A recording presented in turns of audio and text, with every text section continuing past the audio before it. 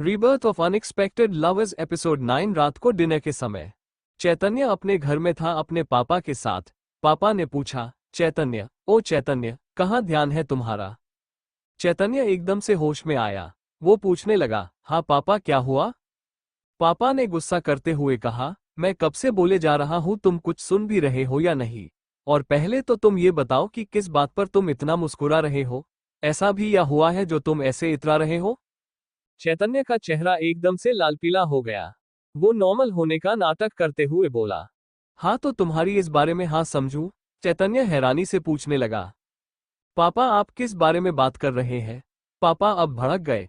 वो जोर से बोले, देखा देखा, मुझे पहले से पता था कि तुम मेरी बात सुन ही नहीं रहे हो। सच सच बताओ, आज कुछ हुआ था क्या? चैतन्य ने शांति से जवाब दिया, नहीं ना पापा, कुछ भी नहीं हुआ। आप कुछ ज्यादा ही सोच रहे हो। पापा ने फिर मस्का लगाते हुए पूछा, हम वैसे वो लड़की कौन थी? चैतन्य एकदम से चौंक गया। उसका निवाला वही हाथ में रह गया और मुंह खुला का खुला रह गया।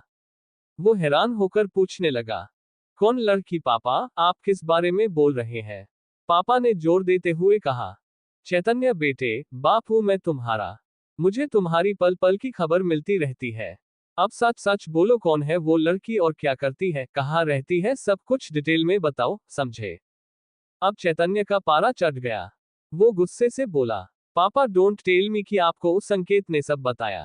प्लीज पापा, आप उसकी बातों पर ज्यादा ध्यान मत दिया करो। वो तो पागल है।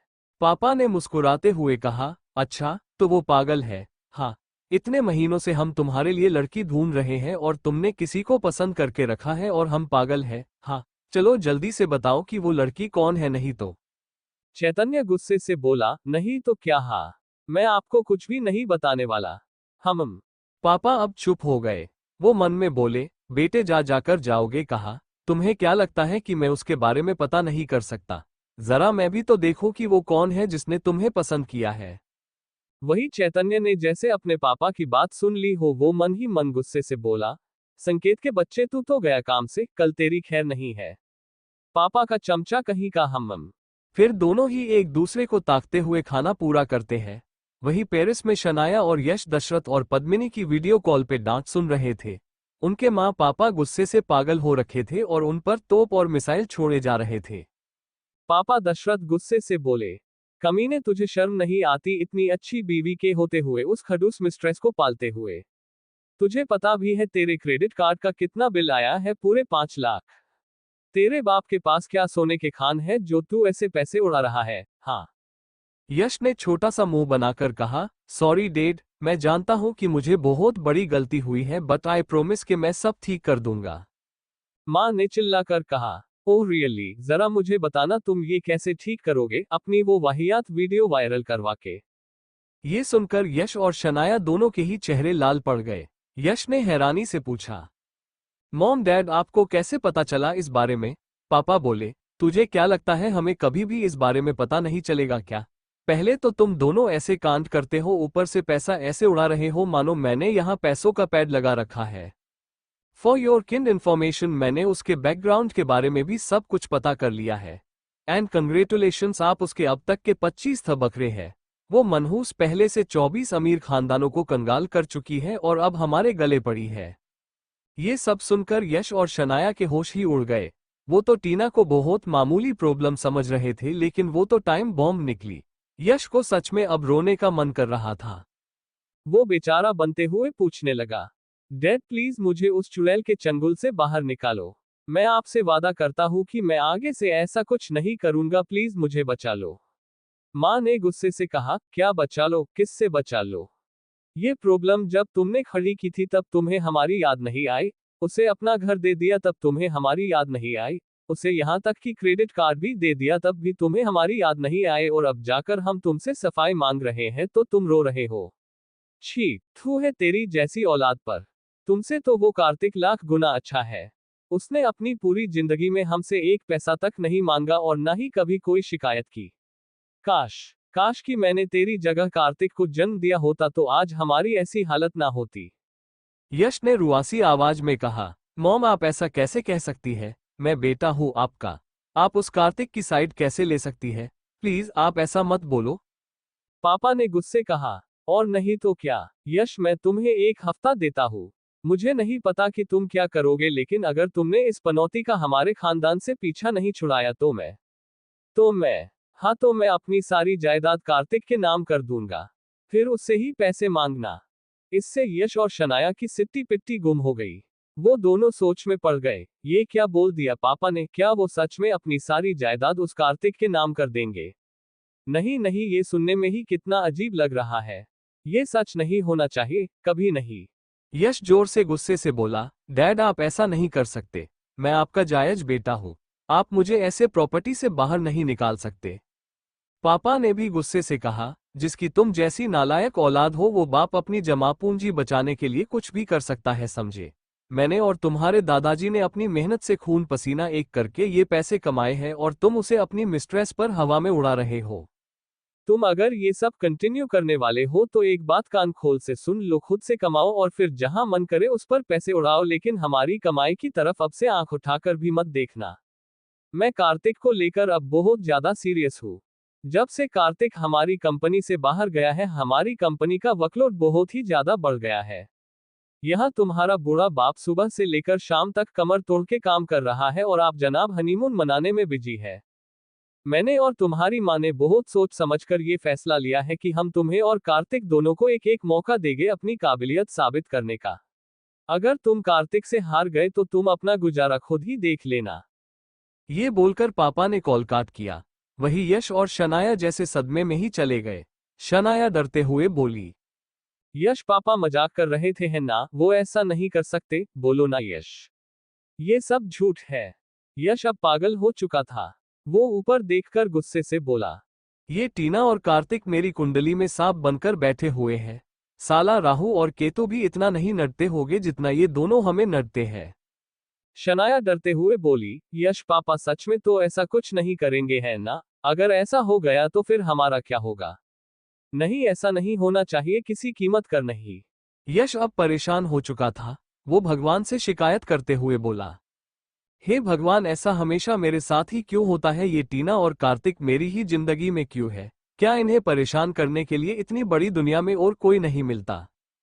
हे भगवान, उठा ले रे बाबा, उठा ले। मुझ अमीर को नहीं, इन दोनों गरीबों को उठा ले प्लीज। अब तक दोनों की ही नींदें उड़ चुकी थी।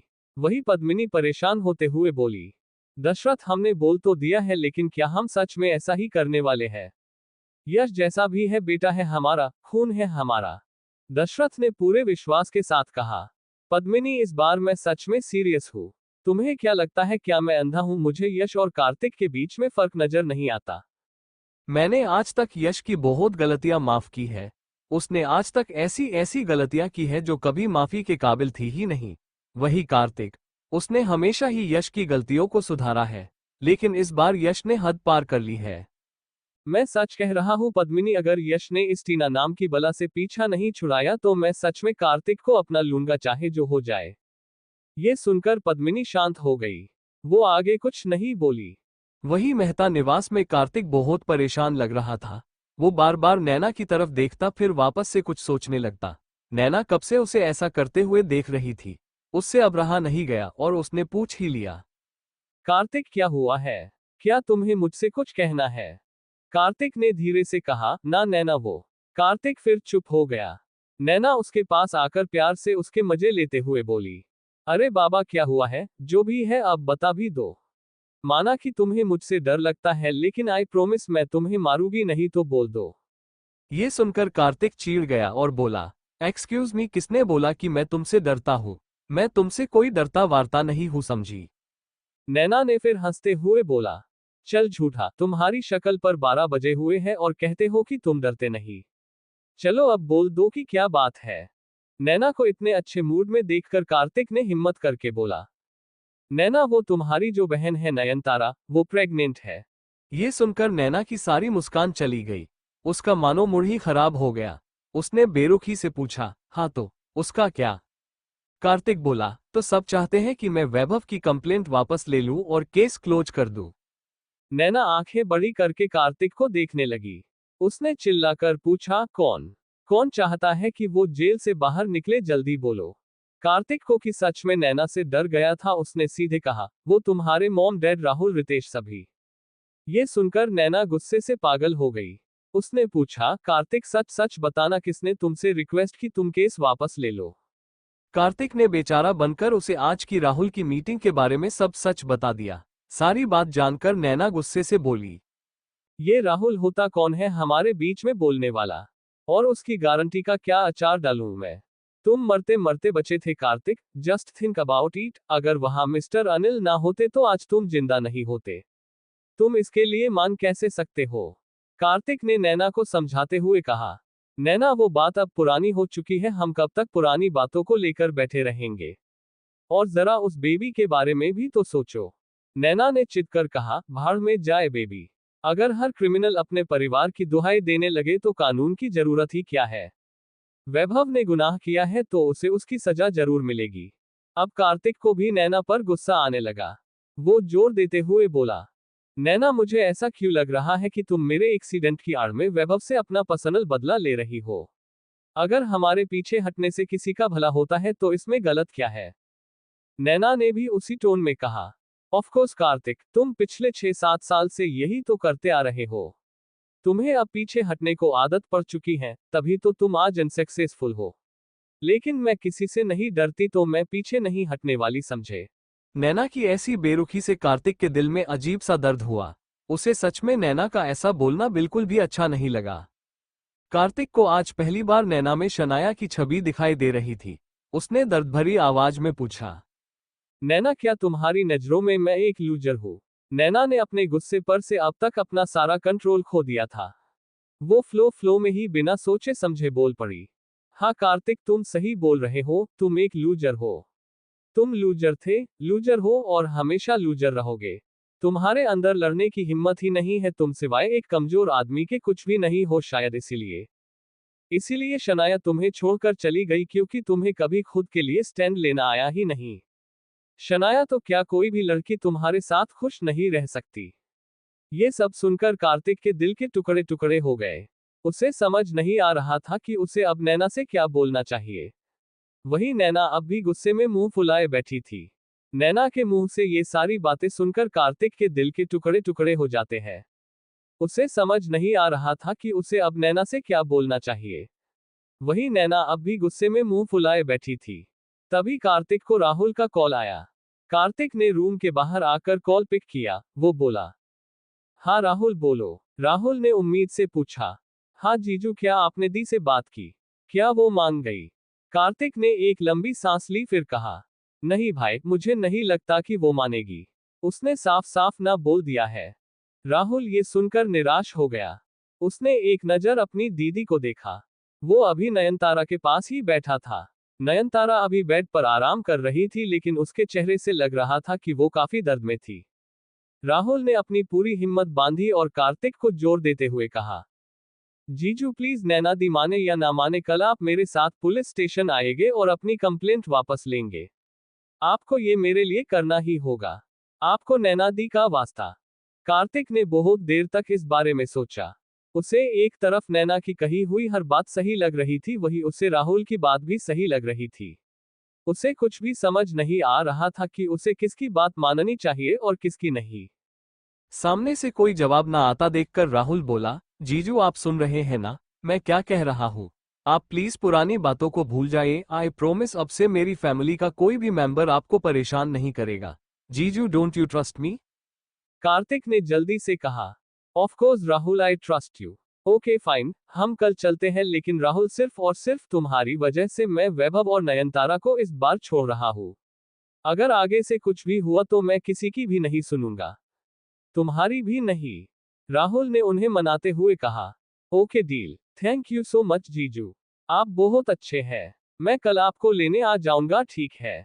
कार्तिक ने सोचा, अरे नहीं, अगर कल नैना ने राहुल को देख लिया तो उसे पता चल जाएगा कि मैं ये अपनी मर्जी से नहीं कर रहा, बल्कि राहुल के प्रेशर में कर रहा हूँ। कहीं मेरी वजह से भाई बहन का रिश्ता खराब ना हो जाए। वैसे भी नैना किसी की भी सुनती कहाँ है?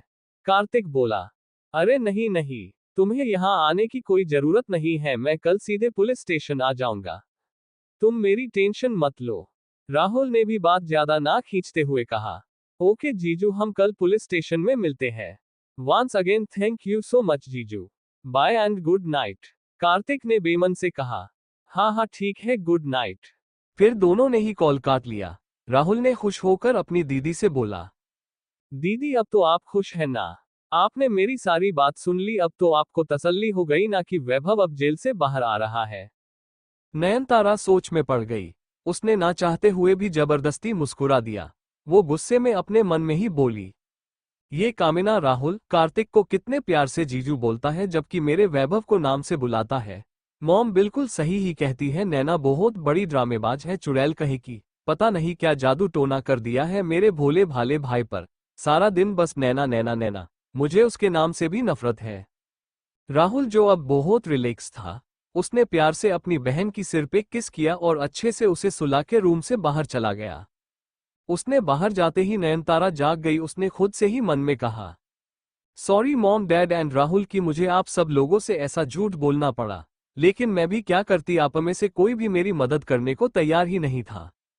वैसे जो भी हो रितेश का आइडिया है तो जबरदस्त, एक ही बार में सभी पट गए।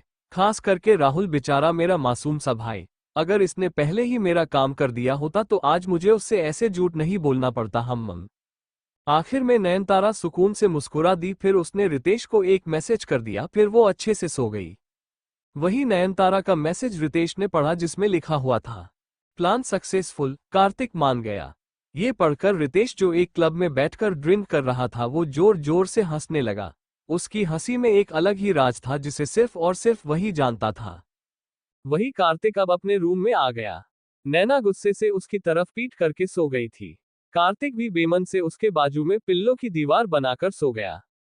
कार्तिक को अब नींद नहीं आ रही थी, उसे बार बार नैना का उसे लूजर कहना याद आ रहा था। वो खुद से ही बोला, सॉरी नैना, तुम सही हो। मुझे इन बीते सालों में पीछे हटने की आदत पड़ चुकी है। मैं सच में बहुत बड़ा लूजर हूँ। मैं उम्मीद करता हूँ कि वैभव के बाहर आने की बात तुम्हें पता ना चले, और अगर पता चल जाए तो तुम्हें राहुल के बारे में पता ना चले। मैं बिल्कुल नहीं चाहता कि मेरी वजह से तुम दोनों अलग हो जाओ। ओह गॉड प्लीज सब ठीक कर देना। वही आखिर में कार्तिक भी देर सवेर सो गया। वही शेरगिल रेजिडेंस में सभी डिनर खत्म करके हॉल में बैठे थे। पापा गुस्से से उन दो नमूनों को देख रहे थे।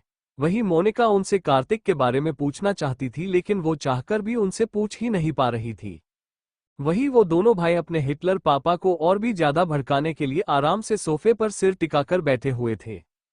आखिर में पापा ने पूछ ही लिया, मिहिर साहिल सच सच बताना, तुम दोनों ने आज वहां क्या क्या किया? मुझे सब डिटेल में जानना है। मिहिर ने बेफिक्री से कहा, डैड ऐसा तो हो ही नहीं सकता कि आपको हमारे बारे में कुछ पता ना चले। हम जानते हैं कि आपने हमारी इंफॉर्मेशन पहले से ही निकाल ली है, तो फिर फालतू का ये सवाल क्यों पूछ रहे हो? मोनिका ने उनके बीच बात बिगड़ती देखकर प्यार से कहा, मिहिर पापा से ऐसे बात मत करो, थोड़ी तमीज रखो, और पहले तो दोनों ढंग से बैठो। मोनिका के लताड़ने पर वो दोनों भाई सीधे सलीके से बैठ गए। वो अपनी माँ की हर छोटी बड़ी बात आसानी से मान जाते हैं, वही जब बात पापा की हो तो उनसे बात मनवाने में उनकी नानी याद आ जाती है।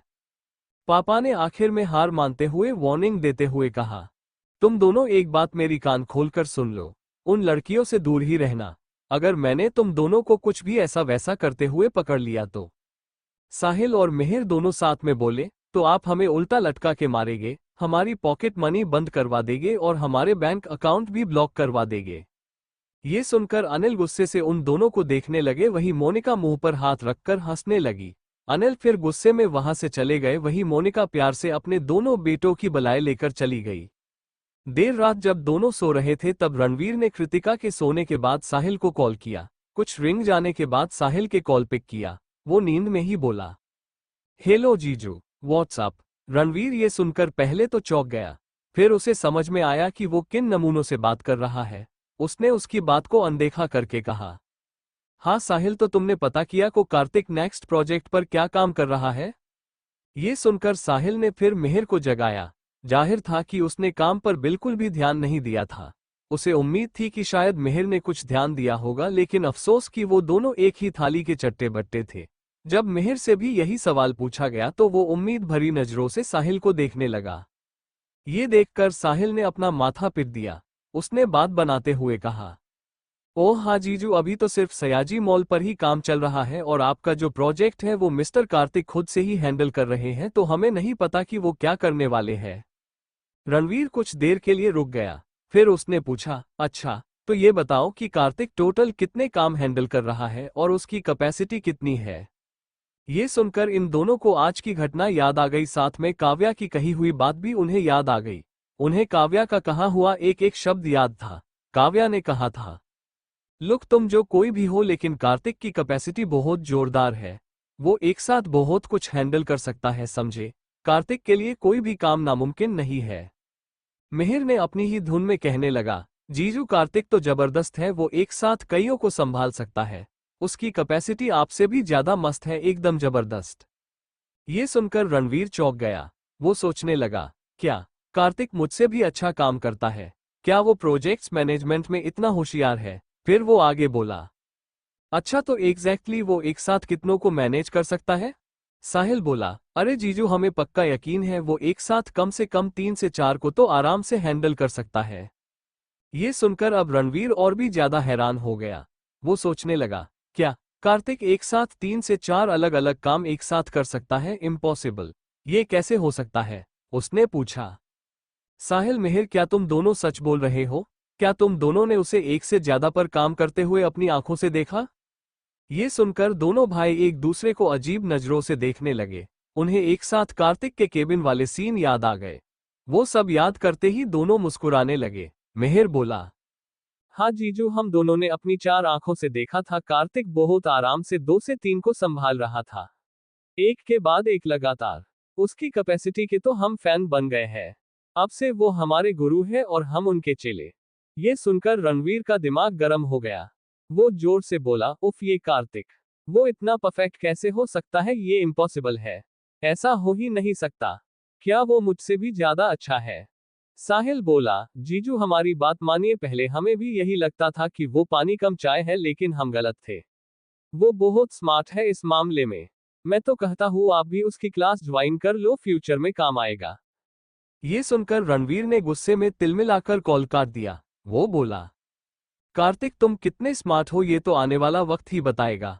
मैंने बहुत चर्चे सुन हैं तुम्हारे काम को लेकर। यहाँ तक तो सब ठीक था, लेकिन तुमने इन निकम्मों को भी इम्प्रेस कर लिया। कुछ तो खास बात है तुम में। मिस्टर कार्तिक ओबोरॉय, तुम अब तैयार हो जाओ, क्योंकि अब मैं तुम्हारी इंटेलिजेंस का टेस्ट लूंगा।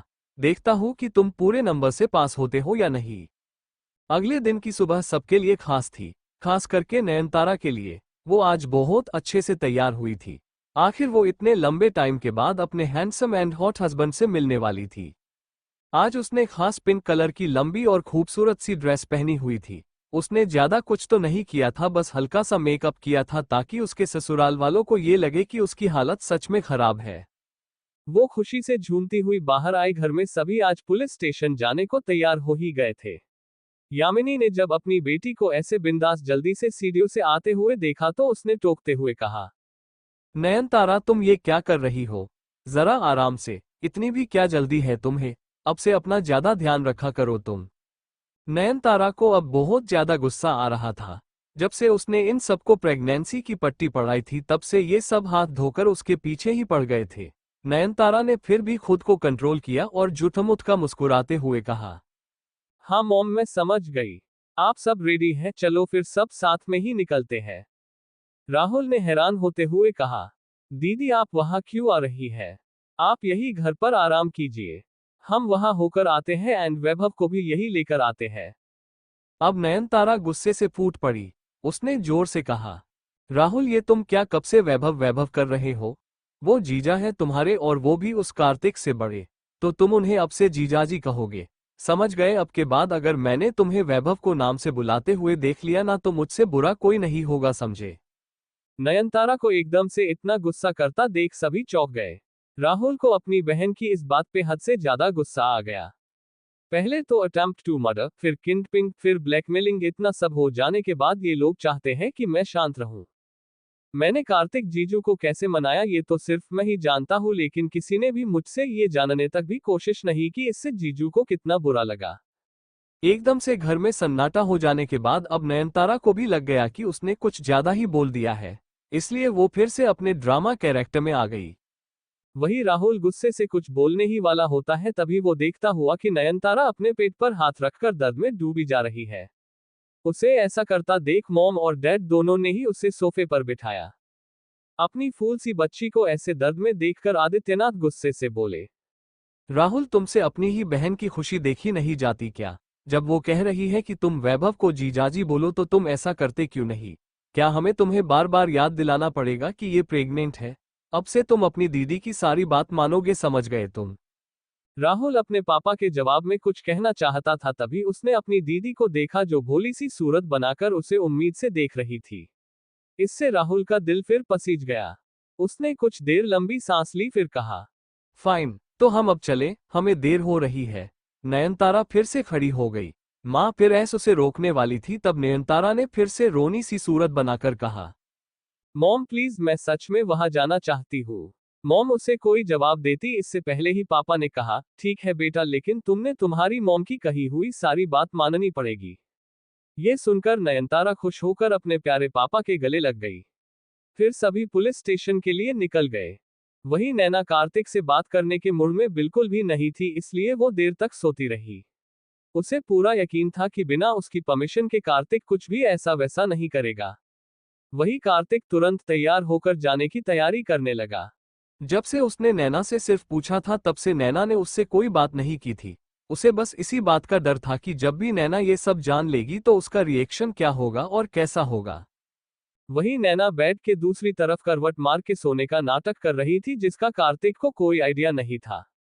कार्तिक खुद का गिल्ट कम करने के लिए नैना के पास बैठकर कहने लगा, नैना, आई एम सॉरी, काश कि मैं तुम्हें के पाता कि मैं ये सब क्यों कर रहा हूँ। मुझे ना ही नयनतारा से कोई मतलब है और ना ही उसके बेबी से। बात बस इतनी सी है कि मैं बस राहुल को ना नहीं कर पाया। काश मैं तुम्हें ये बता पाता कि इसके लिए मुझे खुद राहुल ने रिक्वेस्ट की थी, जिसे मैं हमेशा खुश देखना चाहता हूँ।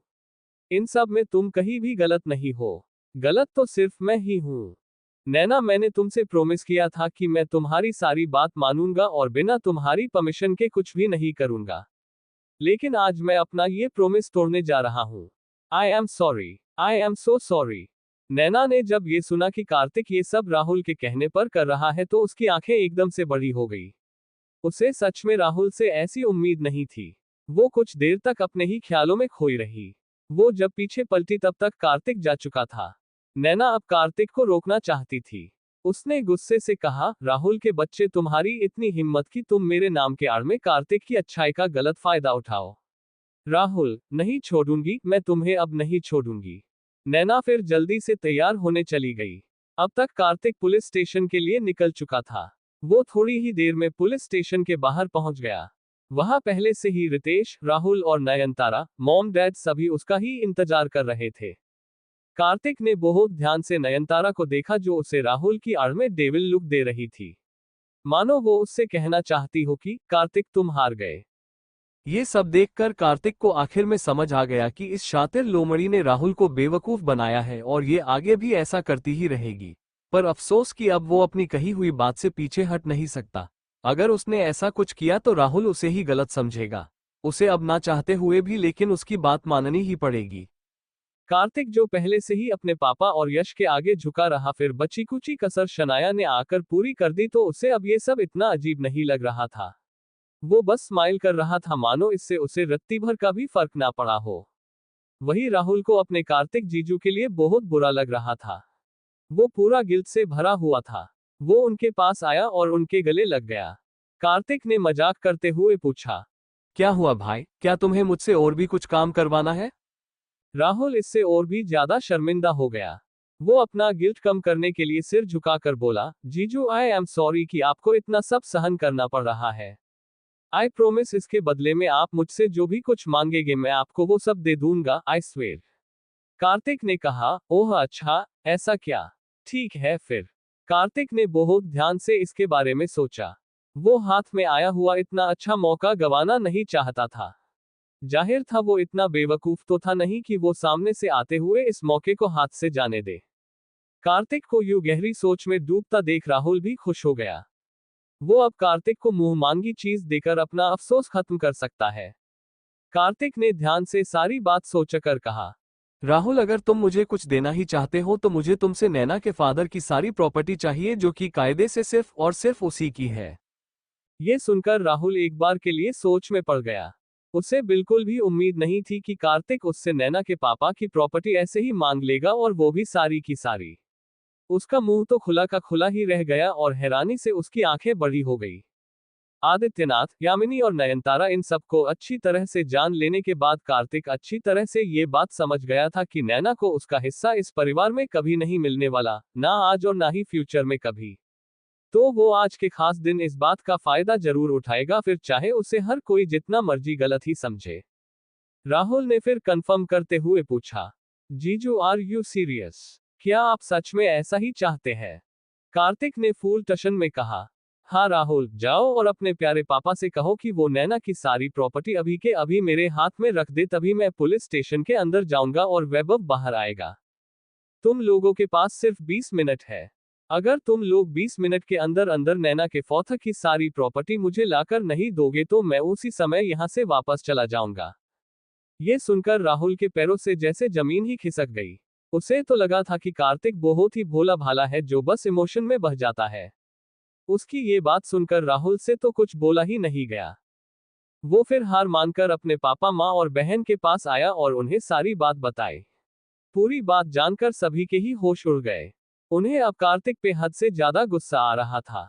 वही जब नयनतारा ने एक नजर कार्तिक को देखा तो अब कार्तिक भी उसे सेम वैसे ही लुक्स दे रहा था जो उसने थोड़ी देर पहले उसे दिए थे। ये जानकर कि कार्तिक ने ट्रिक करके उसे उसके ही जाल में फंसा दिया है, नयनतारा अंदर ही अंदर जल उठी। उसने एंड मोमेंट पर ऐसी चाल चली जिसका कोई तोड़ ही नहीं था। नयनतारा की वजह से आज सब उसकी बात मानने के को मजबूर थे, वही कार्तिक ने उसे ही मजबूर करके बड़ा दाव खेल लिया। नैना जल्दी से तैयार होकर बाहर जाने को निकली, तभी सूरज ने उसे रोक लिया। वो प्यार से बोले, अरे नैना बेटा, इतनी हड़बड़ी में कहाँ जा रही हो? जरा रुक जाओ, मेरे पास थोड़ी देर बैठो। मामाजी की आवाज सुनते ही नैना वही दरवाजे पर रुक गई। वो मुस्कुराते हुए प्यार से बोली, मामाजी, मुझे अभी बहुत जरूरी काम से बाहर जाना है। मैं बाद में आपसे बात करती हूँ, ठीक है? मामाजी बोले, हम जाओ जाओ, किसी के पास अब बूढ़े से बात करने का समय ही नहीं है। कार्तिक तो पहले ही चला गया है, अब तुम भी जाओ। ये सुनकर नैना उनके पास आकर बैठ गई। वो इधर उधर देखते हुए बोली, अरे मामाजी, मामी कहाँ है और रीत और रिहान, वो दोनों कहाँ पर है? मामाजी बोले, बात दरअसल ये है बेटा कि मेरा तुम्हारी मामी से झगड़ा हो गया है। इस समय रीत और रिहान दोनों उसकी तरफ है और मैं यहाँ अकेला हूँ। मुझे भी किसी की कंपनी चाहिए। मैं चाहता हूँ कि कोई मेरी तरफ से हो। मैंने कार्तिक से कहा कि वो आकर मेरा साइड ले, तो वो कहने लगा कि तुम आज फ्री हो तो तुम पूरा दिन आज मेरे साथ रहोगी, इसलिए मैं तुम्हारे ही नीचे आने का इंतजार कर रहा था। लेकिन अब तो तुम भी जा रही हो। ये सुनकर नैना ने गुस्से से अपने हाथों की मुट्ठी बना ली। वो मन में ही बोली, उफ, ये कार्तिक अपने आप को समझता क्या है? मामाजी को क्या जरूरत थी ऐसा बोलने की? उसने जानबूझकर ऐसा किया है। कार्तिक, तुम्हें तो मैं नहीं छोड़ूंगी। राहुल से पहले मैं तुम्हारी बैंड बजा दूंगी। ऑफ, लेकिन अब मैं क्या करूं? मामाजी को कैसे समझाऊं? नैना को यूं शांत बैठकर कुछ सोचते देखकर सूरज ने राहत सांस ली। उसे भी अब कार्तिक पे गुस्सा आ रहा था, क्योंकि कार्तिक ने उनसे रिक्वेस्ट की थी कि वो किसी भी तरह नैना को आज घर में रखे। सिर्फ और सिर्फ कार्तिक के खातिर उन्होंने जानबूझकर किरण के साथ झगड़ा किया, लड़ाई भी की और तो और रीत और रिहान को लंबी डांट भी लगाई ताकि वो आज पूरा दिन कमरे में बंद रहे। नैना ने पूछा, वैसे मामाजी, आपका और मामी का झाड़ा कैसे हुआ? मामाजी परेशान आवाज में बोले, वो उसने मुझसे पहले छेड़ा था और मुझे गुस्सा आ गया, बस इतनी सी बात है। ये सुनकर नैना जोर जोर से हंसने लगी। वो हैरान होकर बोली, क्या मामी ने आपको छेड़ा? कैसे? मामाजी ने बात बदलते हुए कहा। नैना, चुप करो। बात वो नहीं है कि उसने मुझे छेड़ा, बात यह है कि मैं बस उससे नाराज हूं और अब मैं उससे बिल्कुल भी बात नहीं करने वाला। ये सुनकर नैना का चेहरा छोटा हो गया। जाहिर था जब तक वो खुद से उन दोनों की सुलह नहीं करवा देती वो घर से बाहर नहीं जा सकती थी, नहीं तो उनकी लड़ाई कभी भी खत्म नहीं होगी।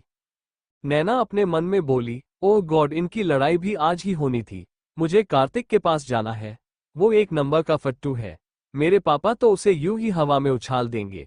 कार्तिक भी ना, मुझे एक बार बोला तो होता साथ चलने को।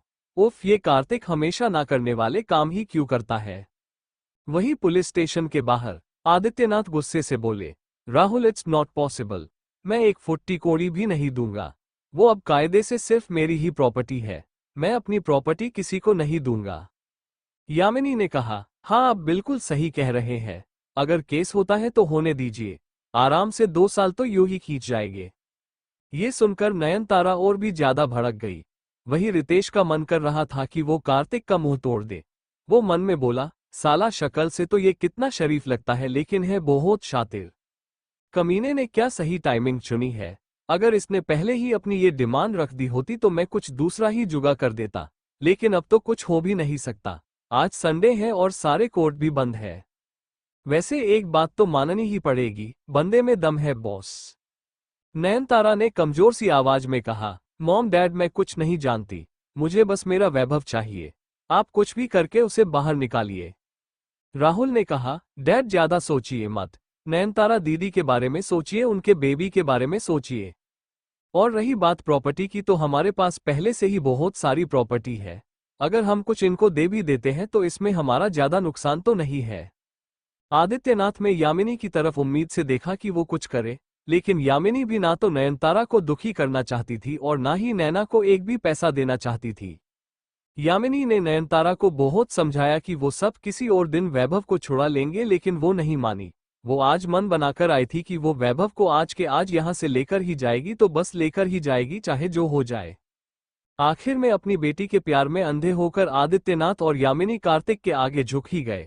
थोड़ी ही देर में आदित्यनाथ का असिस्टेंट लॉयर अपने साथ कुछ लीगल पेपर्स लेकर वहां आया और फिर आदित्यनाथ ने उनकी पावर ऑफ अटॉर्नी कार्तिक के नाम कर दी। फिर वो सारे पेपर्स कार्तिक के हाथों में दे दिए गए। कार्तिक इससे बाहर खुश हो गया। फिर वो सभी पुलिस स्टेशन के अंदर चले आए। इंस्पेक्टर चैतन्य अपनी आंखें बंद किए हुए अपनी ही यादों में खोए हुए थे। बार बार उसे वही सीन याद आ रहा था जब रीत ने उसे डीडीएलजे स्टाइल में पलटकर देखा था। वो जितनी भी बार रीत को पलटते हुए देखता उसके चेहरे की स्माइल अपने आप ही बड़ी हो जाती। एकदम से इसके केबिन में एक कांस्टेबल ने दस्तक दी। वो बोला, कम इन। एक कांस्टेबल अंदर आकर बोला, सर मिस्टर कार्तिक और मिसेज नयनतारा आपसे मिलना चाहते हैं। ये सुनकर चैतन्य का मुंह बन गया। जब वो सब पिछली बार यहां आए थे तब उन्होंने तबाही मचा दी थी। वो खुद में ही बड़बड़ाया, धत तेरी की, वो पागल औरतें फिर से यहां आ धमकी। अगर इस बार उन्होंने कोई भी बेवकूफाना हरकतें की तो मुझसे बुरा कोई नहीं होगा। आखिर में उसने एक लंबी सांस ली और खुद को आने वाली मुसीबत के लिए तैयार किया। फिर कहा, हाँ ठीक है, उन्हें अंदर भेज दो। फिर सभी लोग केबिन में आ गए। कार्तिक शराफत से बोला, सर वो मुझे मेरी कंप्लेंट वापस लेनी है, तो प्लीज आप मेरी वो कंप्लेंट वापस ले लो। ये सुनकर चैतन्य ने तपाक से पूछा, क्या कंप्लेंट वापस लेनी है? हुआ मिस्टर कार्तिक?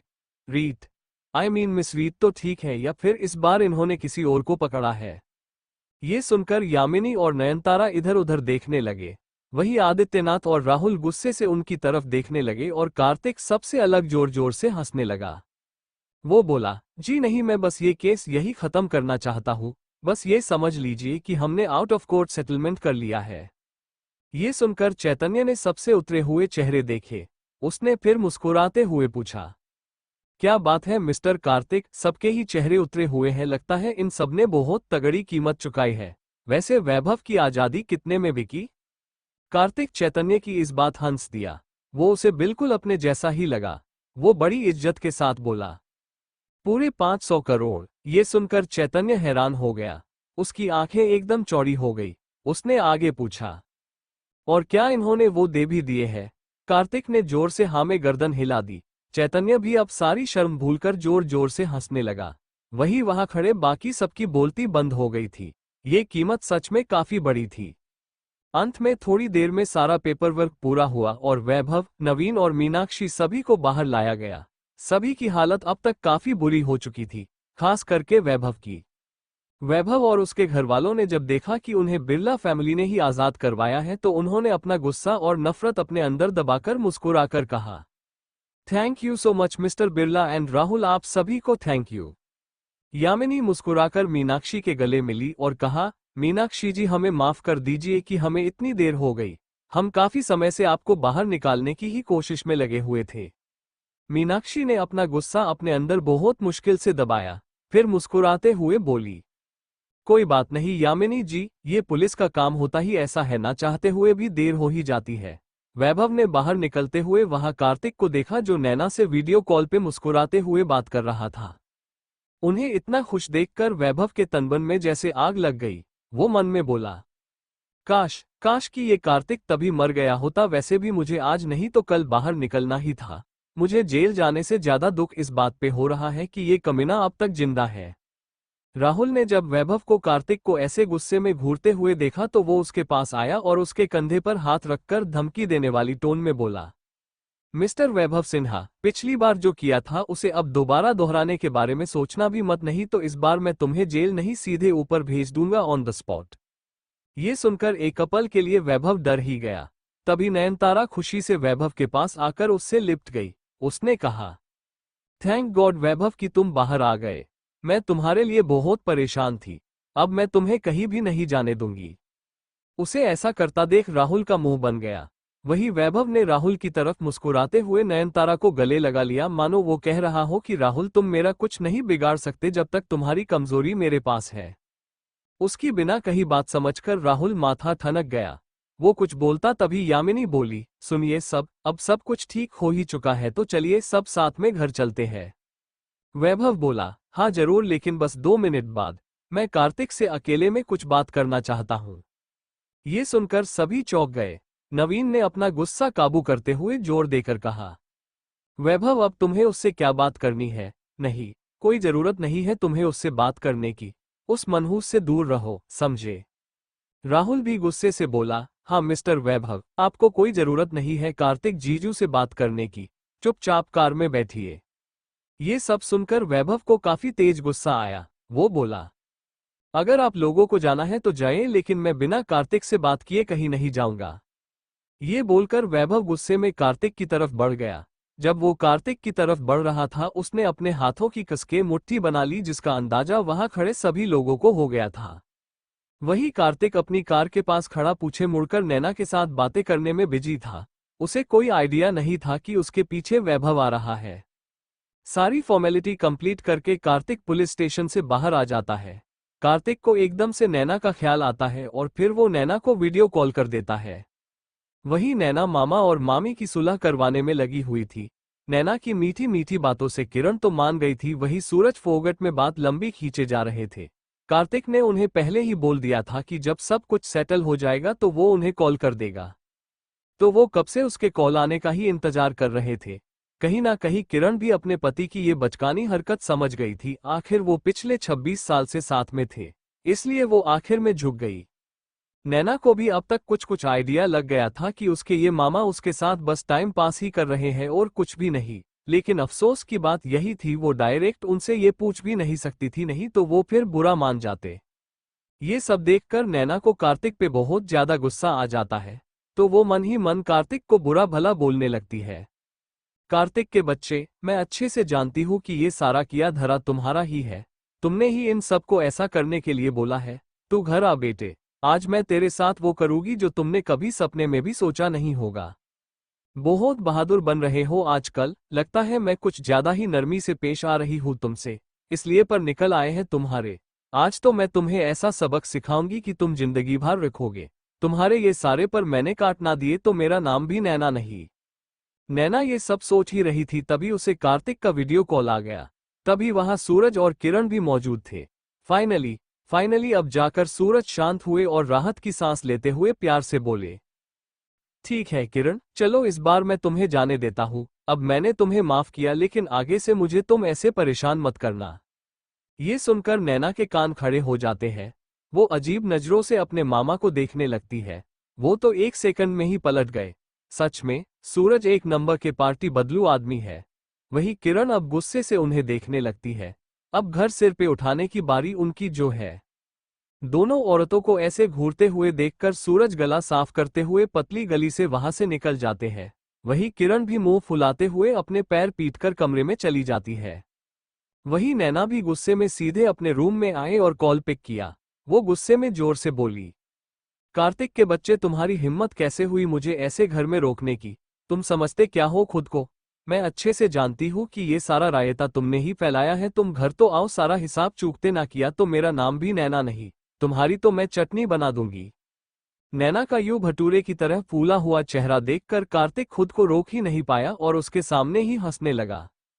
हा हा हा हा, ओह नैना तुम कितनी क्यूट हो, बिल्कुल किसी। कार्तिक को ऐसे खुद पर हंसते देख नैना का मुंह एकदम से बड़ा हो जाता है। वो गुस्से से बोली, क्या क्या, बिल्कुल किसी क्या, आगे बोलो, रुक क्यों गए। कार्तिक बिंदास बोला, तुम बिल्कुल किसी क्यूट केट की तरह लग रही हो। कार्तिक का ऐसा कमेंट सुनकर नैना का चेहरा एकदम से लाल हो जाता है। वो मन में बोलती है, क्या कार्तिक को मैं किसी बिल्ली की तरह लगती हूँ सच में। लोग अपनी बीवी को चांद सितारे कहते हैं, चांदनी कहते हैं, यहाँ तक कि गुलाब का फूल कहते हैं, यहाँ तक कि उसे हुस्न की परी भी कहते हैं, लेकिन बिल्ली, बिल्ली कौन कहता है भाई।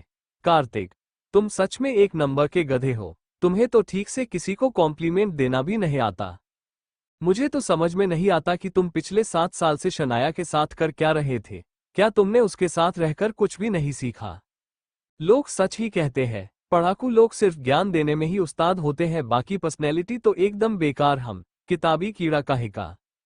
नैना फिर आगे सीरियस होते हुए बोली, अच्छा कार्तिक वहां पर क्या हुआ। क्या वैभव जेल से बाहर आ गया। क्या तुम अब घर आ रहे हो। कार्तिक हैरान होकर पूछने लगा, नैना तुम्हें कैसे पता कि मैं यहाँ आया हूँ। नैना ने अपनी आईब्रो उठाकर कहा, कार्तिक मुझे तुम्हारे बारे में सब पता रहता है। वैसे भी मैं बहुत स्मार्ट हूँ समझे, और तो और मैं तुम्हारे सारे रंग जानती हूँ और तुम्हारे रग रग से वाकिफ हूँ। तो मुझसे बातें छुपाना इतना आसान नहीं है। You know I am the best. Naina की ये क्यूट बातें सुनकर कार्तिक को पता नहीं क्यों, लेकिन आज पहली बार नैना को प्यार करने का मन कर रहा था। उसके साथ रोमांस करने का दिल कर रहा था। ये बात कहीं ना कहीं उसके चेहरे पर भी झलक रही थी, जिसे वो चाहकर भी छुपा ही नहीं पा रहा था। वो बस ब्लश किए जा रहा था। वही एकदम से कार्तिक का ऐसे लाल ब्लश करता हुआ चेहरा देखकर एक पल के लिए नैना भी शर्मा ही जाती है। जाहिर है उसने पहले कभी कार्तिक को ब्लश करते हुए देखा जो नहीं था, उसे उसका ऐसा करना बहुत अच्छा भी लग रहा था। वो भी एकदम से ब्लश करने लगती है। वहीं पीछे से आता हुआ वैभव जब उन दोनों को ऐसे बात करते हुए सुनता है और उन्हें शर्माते हुए देखता है तो उसे यही लगता है कि ये दोनों खुले आम बीच सड़क में सिर्फ उसे ही दिखाने और जलाने के लिए ऐसे रोमांस कर रहे हैं।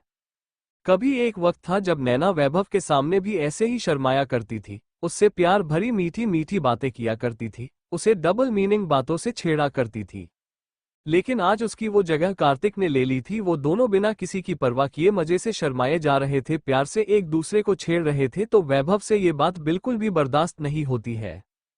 कार्तिक जिसका कोई स्टेटस नहीं, ना ही कोई बड़ा नाम है और ना ही बड़ा परिवार, ऐसे में नैना उसके प्यार में कैसे पड़ सकती है, वो भी उस जैसे रईस को छोड़कर। वैभव अब और अपनी जलन बर्दाश्त नहीं कर पाता है और वो गुस्से में कार्तिक की तरफ बढ़ जाता है। जब वो कार्तिक की तरफ बढ़ रहा होता है उसने अपने हाथों की कसके मुट्ठी बना लेता है, जिसका अंदाजा वहां पीछे खड़े सभी लोगों को हो जाता है।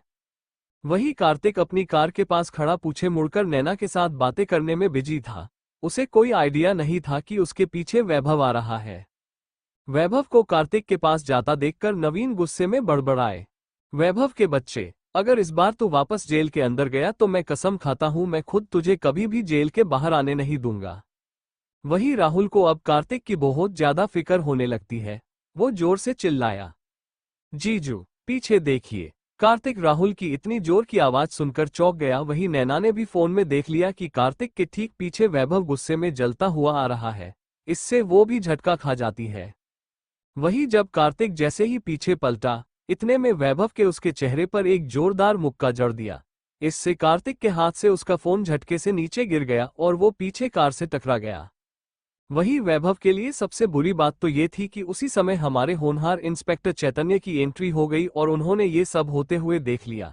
वो जल्दी से वैभव के पास आया और उसे पीछे से जोर से गर्दन को पकड़ लिया। वहां वैभव जो कार्तिक का गला बस पकड़ने ही वाला था, वो एकदम से 2 कदम पीछे हो गया। वही कार्तिक को चक्कर आने लगे। वहां मौजूद सभी लोग अब वैभव के पास जमा हो गए और वही राहुल कार्तिक को सहारा देने लगा। उसे अब वैभव के और भी ज्यादा गुस्सा आने लगता है। वो उसे सच में बेदर्दी से मारना चाहता है। वही चैतन्य एक भी मौका नहीं छोड़ता वैभव के सांस लेने का और उसे सरेआम पीटने लगता है। ये सब देखकर आदित्यनाथ, यामिनी, नवीन, मीनाक्षी और नयनतारा सभी की हवा टाइट हो जाती है, क्योंकि उन्हें भी समझ आ गया था कि अब वैभव को वापस से जेल में डाला जाएगा। वैभव को यूं मार खाता देखकर नयनतारा का तो सिर ही घूम जाता है। वहां खड़े सभी लोग परेशान हो जाते हैं। वही उनमें से एक शख्स ऐसा भी था जो ये सब मजे से देख रहा था और वो बहुत खुश रहा था। रितेश मन ही मन बोला, उफ मेरे प्यारे बड़े भाई, आपको ट्रिगर करना कितना आसान है। मुझे अच्छे से पता था कि आप अपनी एक्स को किसी और के साथ खुश कभी नहीं देख सकते, इसलिए मैंने ही कार्तिक से कहा था कि वो नैना को वीडियो कॉल करे और आप उन्हें बात करते हुए देखो। आखिर में अब जाकर मेरा प्लान सक्सेसफुल हुआ। डैड एंड मॉम जेल से बाहर भी आ गए और अब आप वापस से जेल में जाओगे। फिर आप जब तक वापस आओगे तब तक मैं आपकी सारी प्रॉपर्टी अपने नाम करवा लूंगा और उसके बाद मैं आपको धक्के मारकर घर से बाहर निकाल दूंगा। हा हा हा हा हा। वही कुछ देर अच्छी खासी पिटाई करके बाद चैतन्य उसे वापस से पुलिस स्टेशन के अंदर ले जाने लगा। ये सब देखकर सभी के चेहरे लटक गए। मीनाक्षी का तो जोर जोर से रोने का मन कर रहा था। अभी ही तो सब ठीक हुआ था और वापस से ये सब हो गया। वो सभी कुछ देर तक वही सदमे में खड़े रहे, जबकि राहुल बिना ज्यादा सोचे तुरंत ही कार्तिक को कार में बैठाकर वहां से चल दिया। कार्तिक ने खुद को संभाला और कहा, राहुल मुझे ऑफिस ले चलो। राहुल ने जोर देते हुए कहा, जीजू आप प्लीज शांत हो जाइए, आपको अभी ऑफिस की नहीं हॉस्पिटल जाने की जरूरत है। कार्तिक ने दर्द में मुस्कुराते हुए कहा, राहुल मैं कोई कांच की गुड़िया नहीं हूं जो एक मौके से टूट जाएगी। मैं बिल्कुल ठीक हूं, तो तुम मुझे अभी इसी समय ऑफिस ले चलो। राहुल को कार्तिक पर बहुत गुस्सा आ रहा था, क्योंकि कार्तिक हमेशा खुद की ही सुनता था। फिर वो अपना गुस्सा दबाते हुए कार टर्न कर लेता है। वहीं नैना भी कार्तिक की बात सुनकर कॉल काट देती है और जल्दी से ऑफिस के लिए निकल जाती है। कुछ देर बाद ऑफिस में जब कार्तिक की कार वहां रुक जाती है तो कार्तिक कहता है, राहुल अब तुम घर जाओ, मैं ऑफिस जाता हूँ। Okay bye. राहुल ने फोर्स करते हुए कहा, जीजू मैं पहले ठीक से ये कंफर्म करना चाहता हूँ कि आपको ज्यादा चोट तो नहीं आई है, फिर ही मैं घर जाऊंगा। कार्तिक ने उसे समझाते हुए कहा, राहुल देखो मैं अभी किसी को भी ये बताना नहीं चाहता कि तुम ही मेरे इन्वेस्टर हो, तो प्लीज तुम ऐसे मेरे इस छोटे से ऑफिस में नहीं ही आओगे। तुम अभी के अभी घर जाओगे, वरना मैं तुमसे कभी बात नहीं करूंगा। राहुल को इस समय इतना गुस्सा आ गया कि उसने जोर से अपने स्टीयरिंग पर हाथ मार दिया। उसने गुस्से से कहा, जीजू आप इतने जिद्दी क्यों है? क्या आप कभी नॉर्मल बिहेव नहीं कर सकते? कार्तिक राहुल की इस बात पर मुस्कुरा दिया, फिर लड़खड़ाते हुए वहां से ऑफिस चला गया। राहुल को उन्हें ऐसे अकेले दर्द में जाते हुए देखकर बहुत बुरा लगा। जब वो बाहर निकलने ही वाला था तभी वो देखता है कि नैना कैब से बाहर निकल रही है। नैना को वहां ऑफिस के अंदर जाते हुए देखकर अब जाकर राहुल को चैन मिलता है। फिर राहुल वहां से घर के लिए निकल जाता है। राहुल जब घर पहुंचा तब तक उसके मॉम डैड घर आ चुके थे। जाहिर था कि उनके चेहरे लटके हुए थे। ऐसा लग रहा था मानो वैभव के साथ नहीं बल्कि उनके साथ ही ट्रेजेडी हुई है। वैसे ये सच भी था। ये तो वही बात हो गई कि खाया पिया कुछ नहीं और ग्लास टूटा 12 आने का। एक तो 500 करोड़ हाथ से चले गए और काम भी नहीं हुआ। उन्हें ऐसे देखकर राहुल उनका मजाक बनाते हुए जोर जोर से हंसने लगता है। उसे ऐसे हंसता देखकर दोनों ही उससे चीढ़ जाते हैं। यामिनी गुस्से से बोली, राहुल तुम ऐसे हंस क्यों रहे हो? चुप हो जाओ, ऐसे जले पे नमक मत छिड़को। राहुल ने उन पर ध्यान नहीं दिया और वही उनके सामने बैठकर हंसने लगा। वही नयनतारा अपने घर में अपने सास ससुर के सामने सिर झुकाकर खड़ी थी और सामने नवीन, मीनाक्षी और रितेश उसे ही देख रहे थे। नयनतारा को अपने सास ससुर के ऐसे देखने से ज्यादा फर्क नहीं पड़ता है, लेकिन जब भी वो रितेश की तरफ देखती है तो उसे बहुत अजीब लगता है, मानो वो उसे अलग ही नजरों से देख रहा हो। उससे वो बहुत ज्यादा अनकंफर्टेबल हो जाती है। उसे अब जाकर रितेश में से बुरी वाइब्स आने लगती है। उसका सिक्स्थ सेंस उसे चीख चीख कर कह रहा था कि पक्का अब कुछ बहुत बुरा होने वाला है। अब ऑफिस में राकेश एंड रोनित मिहिर और साहिल के कामों की कल की गलतियां उन्हें दिखा रहे थे। उनका तो माथा ही गर्म हो रखा था। इन दोनों निकम्मों ने काम तो कुछ किया नहीं बल्कि उनका काम और भी ज्यादा बढ़ा दिया। वो दोनों सीनियर्स उन जूनियर्स को लताड़ रहे थे। राकेश ने गुस्से से कहा, मिहिर साहिल क्या तुम दोनों ने इससे पहले बिल्कुल भी काम नहीं किया? और अगर नहीं भी किया तो इतना बुरा काम? अरे इतना बुरा काम तो फ्रेशर्स भी नहीं करते। अरे ऐसा काम कौन करता है? रोनित भी भड़कते हुए बोला, और नहीं तो क्या, मैंने तुम दोनों को कल अच्छे से समझाया था कि एनालिसिस रिपोर्ट कैसे बनानी है, फिर भी इतनी सारी मिस्टेक्स और ये टाइपिंग। क्या तुम दोनों को ढंग से टाइपिंग करना भी नहीं आता? मिहिर और साहिल दोनों के ही चेहरे इस समय लटके हुए थे। सच में ये दोनों सीनियर्स उनको उनके हिटलर से भी ज्यादा बुरी तरह से डांट रहे थे। इस समय सच में उनको अपने पापा इनसे ज्यादा अच्छे लग रहे थे। तभी कार्तिक नॉर्मल होता हुआ वहां आ गया और वहां का माहौल देखकर हंसने लगा। उसने सबके मजे लेते हुए कहा, वाह क्या सीन है, लगता है तुम सब अब बहुत अच्छे से एक दूसरे के साथ घुल-मिल गए हो, तभी इतने अच्छे से काम कर रहे हो, बहुत अच्छे, शाबाश। राकेश और रोनित का मूड आज सुबह से खराब हो रखा था। वही कार्तिक की बात सुनकर उनका मुंह और भी ज्यादा बुरा बन गया। वहां वो दोनों मासूम भाई भी अब तक काम और डांट से पक गए थे, इसलिए किसी ने भी कार्तिक का बर्ताव नोटिस ही नहीं किया। रोनित लंबी सांस लेते हुए बोला, अरे काहे का मजा, ये मजा नहीं बल्कि सजा है। इनके साथ काम करना सच में लाइफ का बहुत बुरा एक्सपीरियंस है। कार्तिक अब से तुम ही इन्हें झेलो, हम तो हार मान चुके हैं। राकेश ने चिढ़ते हुए कहा, हाँ भाई, इनके पास काम करवाना मतलब टाइम एंड एनर्जी दोनों ही बर्बाद करने के बराबर है। ये सच में किसी काम के नहीं है, अब तू ही इन्हें संभाल। कार्तिक ने इन दो मासूम से चेहरे की तरफ देखा जो उसे बड़े प्यार और उम्मीद से देख रहे थे कि वो उन्हें इनसे बचा ले। कार्तिक फिर मुस्कुराकर बोला, मिहिर एंड साहिल, अब से तुम दोनों वही काम करोगे जो मैं तुम दोनों को करने को बोलूंगा, ठीक है? आज से तुम दोनों की क्लास शुरू, ओके? कार्तिक को इतना प्यार से बोलते देखकर ना चाहते हुए भी मिहिर और साहिल उससे इम्प्रेस हो गए। कार्तिक वो पहला इंसान था जिसने उनके बेकार और वाहियात काम को देखकर इतने प्यार से बात की हो। वही कार्तिक भी ये समझ गया था कि इन दोनों से काम निकलवाने के लिए उसे दूसरे ही जुगाड़ करने पड़ेंगे। ये दोनों ही मोटी चमड़ी के ढींढ बच्चे हैं जो कि माँ के प्यार में बिगड़े हुए हैं, तो कार्तिक को इनके साथ प्यार से ही काम लेना पड़ेगा।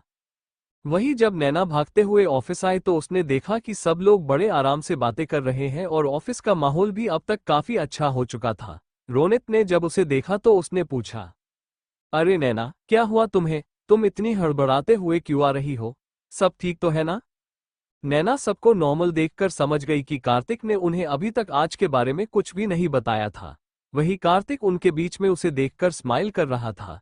कार्तिक को सही सलामत देख लेने के बाद नैना ने पहले तो खुद को नॉर्मल किया, फिर कहा, नहीं तो कुछ भी नहीं हुआ, भला मुझे क्या हो सकता है, वो मैं आज बहुत लेट हो गई ना, बस इसीलिए। कार्तिक को लग गया था कि हो ना हो नैना उससे अकेले में बात करना चाहती है, इसलिए उसने सामने से कहा, नैना तुम जरा मेरे केबिन में आओ, मुझे तुमसे कुछ जरूरी बात करनी है। ये सुनकर नैना ने हाँ में सिर हिला दिया और वो जल्दी से कार्तिक के केबिन में चली गई। वही कार्तिक भी जब जाने लगा तभी मिहिर बोला, कार्तिक सर, क्या हम भी आपके साथ आ सकते हैं? वो क्या है ना, जब हम खुद से आपको काम करते हुए देखेंगे तभी तो हम काम को अच्छे से जान पाएंगे, क्यों साहिल? साहिल ने अपने भाई की बात सुनकर हाँ में गर्दन हिला दी। कार्तिक ने गुस्से से घुरकर उनकी तरफ देखा, फिर अपने केबिन में चला गया। कार्तिक का ऐसा रिस्पॉन्स देखकर दोनों भाइयों ने मुंह लटका लिया। साहिल ने चिढ़ते हुए कहा, मिहिर, सच में आज का तो दिन ही खराब है। एक तो इशिका लेट आने वाली है, ऊपर से नैना आए तो सीधे कार्तिक के केबिन में चली गई। साला अपनी तो यहाँ इज्जत ज नहीं है, हमें तो कोई भाव ही नहीं देता। क्या हम यहाँ सिर्फ डांट ही सुनने आते हैं? अरे कोई हमें भी तो एक लड़की दे दो। लड़की अच्छा मोटिवेशन हमें और कहाँ मिलेगा? मिहिर कुछ सोचकर खुशी से बोला, हम साहिल, ये कैसा रहेगा कि हम कार्तिक के बजाय नैना से काम सिखाने की रिक्वेस्ट करें?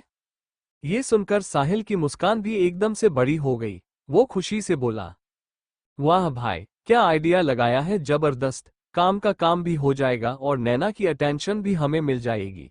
कार्तिक खुश, सीनियर खुश, हिटलर भी खुश और हम भी खुश, मजा ही मजा आ जाएगा। रोनित और राकेश अजीब नजरों से उन्हें ऐसे गुस्सफस करते हुए देख रहे थे। उनका दिल जोरों से धड़क रहा था और उनसे ये कह रहा था कि ये कमीने पक्का कोई खिचड़ी पका रहे हैं। वही केबिन में नैना कार्तिक का चेहरा अपने नाजुक हाथों में पकड़कर उनके पास आकर अच्छे से देखने लगी। वो अपनी आंखें बड़ी करके बहुत गौर से उसे देख रही थी। नैना को अपने इतने पास देखकर कार्तिक का दिल बहुत जोर जोर से धड़क रहा था। उसे एकदम से पसीना आने लगा था। वो भी बहुत ध्यान से नैना के चेहरे को बारीकी से देख रहा था। नैना का प्यारा सा छोटू सा चेहरा, उस पर बड़ी बड़ी आंखें, उसमें छोटू सा नाक, पतले से बेहद मुलायम से गुलाबी होठ जिसे वो बार बार हिला रही थी, ऊपर से उसके गोरे गोरे गाल। कार्तिक पता नहीं क्यों लेकिन एकदम से ब्लश करने लगा। नैना ने जब देखा कि उसे सच में कोई चोट नहीं आई तब उसने ध्यान से कार्तिक को देखा। कार्तिक का बड़ा सा खूबसूरत सा चेहरा, उस पर बड़ी सी आईब्रो, खूबसूरत सी काली गहरी आंखें जिसमें कोई भी डूब जाए, उसका बड़ा सा लंबा नाक, उसकी हल्की सी दाढ़ी जो उसकी बढ़ती जवानी दिखा रही थी, उसका तेज ऊपर से उसका यूं ब्लश करना नैना को पागल कर रहा था। नैना को यूं खुद के ऊपर काफी कॉन्फिडेंस था कि उसे कोई भी सिड्यूस नहीं कर सकता, लेकिन कार्तिक के इतने पास होकर उसका मन अचानक से मचल उठा। उसके अंदर से तेज आवाज निकल रही थी कि कार्तिक को किस करो, प्लीज किस करो। एकदम से कार्तिक का फोन बजा और दोनों रियलिटी में आए। दोनों ही झटके से अलग हुए और नैना सीधे केबिन से बाहर निकल गई। नैना को इतनी जल्दी केबिन से बाहर आता देखकर मिहिर और साहिल दोनों खुश हो गए। मिहिर ने आवाज दी, मिस नैना। नैना उनके पास आई और पूछा, हाँ मिहिर बोलो। मिहिर बोला, नैना दरअसल हमें तुमसे एक फेवर चाहिए था। नैना ने मुस्कुराते हुए कहा, हाँ तो बोलो ना, क्या मदद चाहिए तुम दोनों को। साहिल मस्का लगाते हुए बोला, मिस नैना वो बात कुछ ऐसी है कि हमें कुछ रिपोर्ट्स रेडी करनी है और मिस्टर राकेश एंड रोनित दोनों ही बिजी हैं, तो क्या आप हमारी इसमें मदद करेगी। नैना ने ये सुनकर एक नज़र रोनित और राकेश को देखा। वो दोनों बेचारे उन कमीनों की गलतियां सुधारने में लगे हुए थे। काश कि उन्होंने कल ये काम उन नमूनों को ना देकर खुद ही कर लिया होता तो आज वो आगे का काम कर सकते थे। वो अभी सच में फिलहाल काफी बिजी थे। नैना ने फिर मुस्कुराते हुए कहा, अच्छा ठीक है, चलो साथ में काम करते हैं। ये सुनकर दोनों भाई खुश हो जाते हैं और अपने बीच में एक चेयर लाकर नैना को बीच में बैठने का इशारा कर देते हैं। वही नैना खुशी खुशी वहां बैठकर उनके साथ काम करने लगती है। कुछ देर के बाद जब रोनित की नज़र उन कमीनों पर पड़ी तो उसकी आंखें जैसे फटकर बाहर ही आ गई। उसने फिर राकेश को उनकी तरफ देखने का इशारा किया। जब राकेश ने वो नज़ारा देखा तो वो भी चौंक गया। ये बदमाश तो सच में बड़े वाले शातिर है। राकेश फिर तुरंत कार्तिक के केबिन में चला गया। कार्तिक जो अभी मिस्टर मानव बजाज के शेड्यूल चेक कर रहा था, उसे राकेश ने धीरे से कहा, भाई ये सारा काम छोड़ और जरा बाहर जाकर देख, बाहर क्या नज़ारा है। कार्तिक राकेश की बात सुनकर हैरान हो गया। उसने पूछा, क्या क्या नज़ारा है, तुम तो ऐसे बोल रहे हो जैसे कोई अजूबा देख लिया हो। राकेश के पास अब बिल्कुल भी पेशेंस नहीं बचा था। उसके कार्तिक का हाथ पकड़कर उसे जबरदस्ती खड़ा किया, फिर उसे बाहर ले जाने लगा। कार्तिक तो इससे सरप्राइज ही हो गया। वो कुछ कहता तभी उसने बाहर देखा। जब उसकी नज़र उन तीनों पर गई तो उसे सीधा 440 वोल्ट का झटका ही लग गया। सामने कभी मिहिर नैना के साथ टाइपिंग करते तो कभी नैना साहिल को अच्छे से समझाती कि रिपोर्ट कैसे रेडी करते हैं। साहिल जो भी गलतियां करता, नैना उसके हाथ पर हाथ रखकर उसे सुधार रही थी और साथ में समझा भी रही थी। वही वो थोड़ी थोड़ी देर में मिहिर के साथ टाइपिंग करने में उसकी हेल्प करती। वो तीनों साथ में सच में कोई कॉलेज के स्टूडेंट्स लग रहे थे जिनके बीच में एकदम गहरी वाली दोस्ती हो। तीनों हंसी खुशी के साथ काम कर रहे थे। दरअसल बात बस इतनी सी थी कि नैना, मिहिर और साहिल तीनों हमउम्र थे, इसलिए नैना को उनके साथ काफी अच्छा लग रहा था। नैना ने खुश होकर कहा, अरे वाह, तुम दोनों तो बहुत अच्छे से काम कर रहे हो, वेल डन। ये सुनकर दोनों भाई खुश हो गए। मिहिर ने कहा, अरे नहीं नहीं, आपके सामने हमारा काम तो बहुत मामूली है। आप ग्रेट है, जीनियस है, बहुत स्मार्ट है। आपके जितना होशियार तो कोई हो ही नहीं सकता। साहिल ने फिर नैना की तारीफ करते हुए कहा, मिस नैना, ये तो सारी आपकी ही देन है। आपका काम तो हमसे भी बहुत ज्यादा अच्छा है। आप बहुत स्मार्ट है, बिल्कुल ब्यूटी विद ब्रेन। अच्छा नैना, जरा ये बताना कि मैं इसमें एनिमेशन कैसे डालूं, मुझे समझ नहीं आ रहा है। नैना उनके मुंह से अपनी तारीफ सुनकर और भी ज्यादा खुश हो गई। नैना फिर साहिल के साथ एनिमेशन में लग गई। उनकी उंगलियां बार बार आपस में मिल रही थी। जाहिर था कि साहिल ये जानबूझकर कर रहा था, जिसके बारे में नैना को कोई आइडिया नहीं था। उसका पूरा फोकस तो बस काम पर ही था। कार्तिक का मुंह तो खुला का खुला ही रह गया। वो गुस्से में बड़बड़ाया, इन दोनों की हिम्मत भी कैसे हुई मेरे ही ऑफिस में मेरी ही बीवी पर लाइन मारने की। ये कमीने, लड़कीबाज कहीं के, उल्लू के पट्टे, इनकी तो मैं दुनिया हिला दूंगा। कार्तिक से तो ये सहन ही नहीं हुआ। उसने जल्दी से अपने केबिन में आकर मिस्टर अनिल को कॉल किया और उन्हें गुस्से में भला बुरा कहने लगा। गुजरते वक्त के साथ एयरपोर्ट पर एंट्री हुई यश और शनाया की। वहां जो लोग भी उन्हें पहचानते थे उन्होंने इनकी कुछ तस्वीरें भी खींच ली और अपने सोशल स्टेटस पर डालने लगे। वहीं उन दोनों को ही ऐसी अटेंशन काफी अच्छी लग रही थी। जब वो दोनों घर पहुंचे तो उनका घर खुला था और वहां कई सारे सर्वेंट्स भी मौजूद थे। ये देखकर दोनों ही हैरान हो जाते हैं। भला ये कैसे हो सकता है, जब वो यहां से गए थे तब तो सब सही था। उन्होंने अपने सभी सर्वेंट्स को 2 महीने के लिए छुट्टी पर भेज दिया था, वही उन्होंने घर भी अच्छे से लॉक किया था, लेकिन अब वो खुला था। शनाया ने हैरान होते हुए पूछा, यश, ये सब क्या हो रहा है? हमारा घर खुला हुआ क्यों है? यश ने भी हैरान होकर ही जवाब दिया, आई डोंट नो बेबी, चलो अंदर चल के देखते हैं। दोनों फिर अंदर गए। अंदर जाकर उन्होंने जो नजारा देखा, दोनों की ही आंखें फटकर बाहर आ गई। वहां टीना मस्त मजे से सोफे पर बैठकर हाथ में पॉपकॉर्न लिए बड़े से टीवी पे मूवी देख रही थी। उसकी दोनों टांगे टेबल पे थे, जिसे दोनों तरफ से वो सर्वेंट्स मालिश कर रहे थे। वही एक सर्वेंट टीना को हेड मसाज दे रही थी। एक तरफ एक सर्वेंट हाथ में जूस वगैरह लिए खड़ी हुई थी, जो टीना के इशारे पर इसे दे रही थी। ये सब देखने में ऐसा लग रहा था मानो कोई महल की महारानी मजे से लाइफ जी रही हो। यश और शनाया ने अपने घर को बहुत ध्यान से देखा। वहां की हर चीज बदल दी गई थी, मानो वो उनका अपना घर रहा ही नहीं। हर तरफ बस टीना की ही फोटो लगी हुई थी और सब उसके पसंद की ही चीजें रखी हुई थी। एक बड़ी सी दीवार पे जहां यश और शनाया की शादी की खूबसूरत सी फोटो थी, उसे हटाकर वहां टीना की महारानी स्टाइल में सोफे पर बैठे हुए फोटो लगी हुई थी। साला उसमें भी वो डेविल स्माइल ही दे रही थी। यश ने गुस्से में जोर से चिल्लाते हुए कहा, टीना, ये सब क्या रायता फैलाया है तुमने? तुम्हारी हिम्मत कैसे हुई यहां आने की, और तुम्हें इस घर की चाबी किसने दी? टीना पहले तो इतनी बेसुरी आवाज सुनकर चौंक ही गई। फिर जब उसने मैन डोर पे यश और शनाया को देखा तो वो वही आराम से बैठकर बोली, यश, पहले तो तुम अपना ये वॉल्यूम कम करो। मुझे आगे से इस तरह ऊंची आवाज में बात मत करना। दूसरी बात कि ये घर मेरा है, तो मैं यहां नहीं रहूंगी तो कहाँ रहूंगी?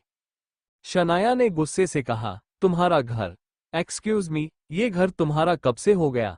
यश ने तुम्हें दूसरा अपार्टमेंट दिया था ना, उसका क्या हुआ? टीना ने बड़े आराम से कहा, अरे हाँ, वो तो मैंने बेच दिया। ये सुनकर यश और शनाया दोनों के मुंह खुले के खुले रह गए। दोनों ही शौक में चले गए।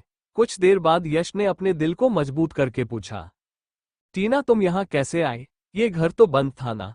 टीना ने जब उन दोनों के चेहरे की हवाएं उड़ी हुई देखी तो वो जोर जोर से हंसने लगी। फिर कहा, ओह बेबी, इसके लिए तो मुझे तुम्हारे डेड को ही थैंक यू बोलना चाहिए। उन्होंने ही मुझे यहाँ रहने की परमिशन दी है। टीना के मुंह से पापा का नाम सुनकर यश के तो 12 ही बज गए। वो लंबी लंबी सांसें लेने लगा। उसने घबराते हुए पूछा, टीना, तुम उसने मिली? क्या कहा तुमने उनसे? क्या तुमने ही उन्हें तुम्हारे मेरे मिस्ट्रेस होने की बात कही थी? टीना कुछ नहीं बोली। उसने बस उन दोनों को एक डेविल स्माइल पास कर दी। उसकी ये डरावनी स्माइल देखकर यश और शनाया दोनों अब जाकर समझ गए कि उनके माँ पापा ने उन्हें अर्जेंटली यहाँ आकर टीना को सेटल करने को क्यों कहा। यश का दिल मानो टुकड़े टुकड़े हो गया। उसने फिर दर्द से पूछा, क्यों क्यों किया तुमने ऐसा? मैंने तुम्हें अपना क्रेडिट कार्ड तो दिया था ना, तो फिर तुम उनके पास क्यों गई? टीना ने मुस्कुराकर कहा, वो बेबी, बात कुछ ऐसी है कि मैंने तुम दोनों की वो क्यूट वाली पेरिस हनीमून की फोटो देखी थी तो मेरा भी मन कर गया पेरिस जाने का। इसीलिए मैंने तुम्हें बार बार कॉल भी किया था, लेकिन वो तुम ही थे जिसने मेरा एक भी कॉल पिक नहीं किया। फिर जब मैंने तुम दोनों के रोमांटिक फोटोशूट देखे तो मुझे बहुत बुरा लगा। मेरा दिल टूट गया। अब अगर मैं दुखी हूं तो फिर तुम दोनों खुश कैसे रह सकते हो? तो मैंने तुम्हारे डेट को ऑफिस में कांटेक्ट किया, लेकिन मैं उनसे मिल नहीं आई। तो फिर अगले दिन मैं सीधे तुम्हारी मॉम से मिलने तुम्हारे घर चली गई। वहां किस्मत से दोनों ही मौजूद थे। शनाया आगे डरते हुए बोली। फिर टीना स्वैग के साथ बोली, फिर क्या? मैंने उन्हें अपना अच्छे से इंट्रोडक्शन दिया। पहले तो उन्होंने मुझ पर यकीन नहीं किया, लेकिन फिर। यश की सांसें अब उखड़ने लगी। वो मुश्किल से बोला, फिर क्या? टीना ने शातिर मुस्कान लिए कहा, फिर क्या? मुझे मजबूरन उन्हें हमारी रासलीला दिखानी पड़ी। जब उन्होंने वो वीडियो देखा तब जाकर मुझ पर यकीन हुआ। ये सुनकर यश और शनाया दोनों के दिल की धड़कनें मानो थम गई। आखिर जिसका डर था वही हुआ। यश का तो सच में रोने का मन कर रहा था। जब उसके माँ बाप ने वो वीडियो देखा होगा तो पता नहीं कैसे रिएक्ट किया होगा। न जाने क्या बीती होगी उन पर। वो अब शर्म से पानी पानी हो रहा था। यश खुद से ही बड़बड़ाने लगा, ओह गॉड, क्यों? ये मेरे साथ ही क्यों हुआ? टीना, ये सब कुछ इस टीना के कारण हुआ है। जी तो कर रहा है अभी इसका गला दबा दूं मैं। क्यों? आखिर क्यों मैं टीना से मिला? क्यों मैंने उसे अप्रोच किया? काश कि मैं ये सब नहीं करता तो मुझे आज ये दिन ना देखना पड़ता। शनाया ने कुछ देर बाद टीना को पटाते हुए कहा, टीना देखो, अब बस करो, बहुत हो गया तुम्हारा। तुमको जो करना था तुम वो कर चुकी हो।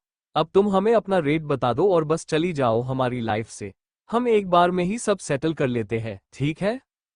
टीना फिर पास में खड़ी सर्वेंट से जूस लिया, फिर शांति से सोचते हुए उसे खत्म किया। वो अब भी सोच ही रही थी, अपनी आदत से मजबूर। हमेशा की तरह यश के दिमाग में वही खुराफात सूझी। उसने टीना को मनाते हुए कहा, टीना तुम्हें पैसे ही चाहिए, है ना? तो तुम एक काम कर सकती हो, हम तुम्हें पैसे तो दे ही रहे हैं तो साथ में हम तुम्हें तुम्हारा नया टारगेट भी दे देंगे। ये कैसा रहेगा? ये सुनकर शनाया चौंक गई। वो सोचने लगी, ये यश किस टारगेट की बात कर रहा है? कहीं वो कार्तिक तो नहीं? ये सुनकर टीना खुश हो गई। उसे तो बस पैसे निकालने से मतलब है, वो कौन दे रहा है इससे उसे कोई मतलब नहीं। वो खुश होते हुए बोली, हम्मम तो अब हुई काम की बात। आई इम्प्रेस्ड मिस्टर यश ओबोरॉय। तुम सच में एक अच्छे बिजनेसमैन हो, लेकिन मेरी दो शर्त है। पहली ये कि वो अमीर होना चाहिए, और दूसरा ये कि मैं उस बंदे को खुद टेस्ट करूंगी। अगर मैं सेटिस्फाई हुई तो ही मैं इसके बारे में सोचूंगी। अगर वो मेरे काम का हुआ तो ही मैं तुम्हारा पीछा छोड़ूंगी, उससे पहले नहीं। डील? यश और शनाया दोनों ही सोच में पड़ गए। जाहिर था कि कार्तिक के पास फूटी कौड़ी भी नहीं थी। ऐसे में टीना कभी नहीं मानती। यश ने फिर बात बदलते हुए कहा, एक्चुअली टीना बात कुछ ऐसी है कि एक बंदा है जिसमें हमें परेशान कर रखा है और हम चाहते हैं कि तुम उसे सबक सिखाओ। ये सुनकर टीना ने अपनी एक आईब्रो ऊपर उठा ली। वो खुश होकर बोली, ओह तो ये बात है, तुम दोनों मुझे ही यूज करना चाहते हो। साला रस्सी जल गई लेकिन बल नहीं गया। शनाया ने अपनी कोहनी से यश को बात आगे ना बढ़ाने का इशारा किया, लेकिन हमारा इंटेलिजेंट यश ठहरा कुत्ते की दुम, वो कहाँ सीधा होने वाला था। उसने टीना को ऑफर देते हुए कहा, टीना हम एक डील करते हैं, तुम हमें उस आदमी के साथ वो वीडियो लाकर दो। इसके बदले में मैं तुम्हें परमानेंट लग्जरियस अपार्टमेंट दूंगा विद स्पोर्ट्स कार, साथ में कैश भी। क्या कहती हो? टीना ने हंसते हुए जवाब दिया, माय लव, माय बेबी, वो तो मैं तुमसे ऐसे ही ले सकती हूँ। इसके लिए मैं इतनी मेहनत क्यों करूँ? ये सुनकर दोनों ही हैरान हो गए। यश ने अब जाकर टीना की कमजोरी जान ली। उसने टीना को चैलेंज करते हुए कहा, मिस टीना, आई स्वेयर तुम उसके साथ वो सब करना तो दूर, उसे हाथ भी नहीं लगा पाओगी। उसे सीड्यूस करना नेक्स्ट टू इम्पॉसिबल है। आज तक वो किसी के भी झांसे में नहीं आया है।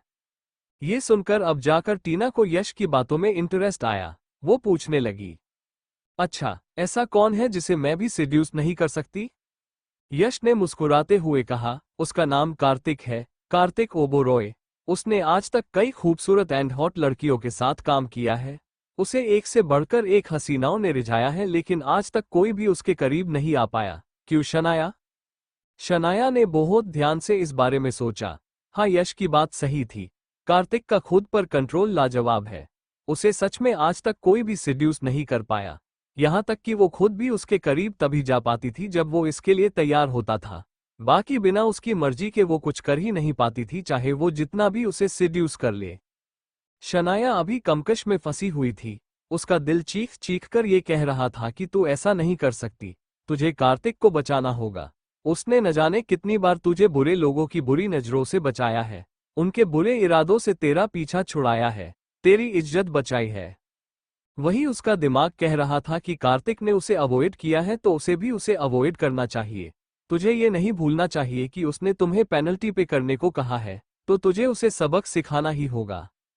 टीना ने कुछ देर सोचने के बाद कहा, ठीक है, फिर मैं पहले इस कार्तिक से मिलती हूँ, फिर मैं आगे डिसाइड करूंगी कि मुझे तुम्हारे साथ रहना है या नहीं।